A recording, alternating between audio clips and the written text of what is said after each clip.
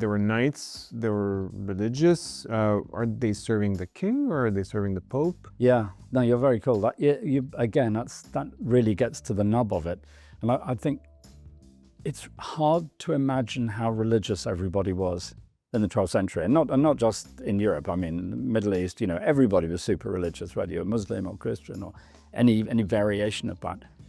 So they behave in a way that is very difficult for us to understand. Even if you go to mosque or go to church every week, they really believed that their immortal souls were at risk whenever they did something bad, in a way that perhaps you and I wouldn't, even though obviously we're very devout ourselves, of course. So they've got this kind of religious background that's overriding.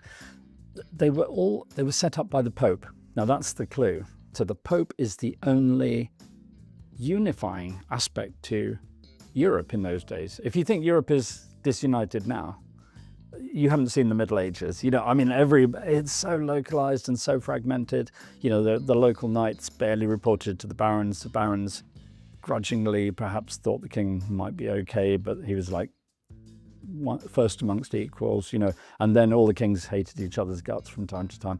So Europe was fragmented. So the only way of getting resources out to the east was to have somebody overseeing it and saying, guys, get your act together, stop fighting amongst each other, da-da-da. And the Templars were the kind of the muscular arm. They were the church militant, and they were the muscular arm of the papacy saying, let's do this. So could they put kings back in their place? Well, very good point. They had a very tricky line to follow. They ultimately reported to the Pope, but if you're an English Templar operating out of London, you don't want to cross the king. You don't cross the king, yeah. And actually, you've got every interest in helping the king because you want the king to go on crusade.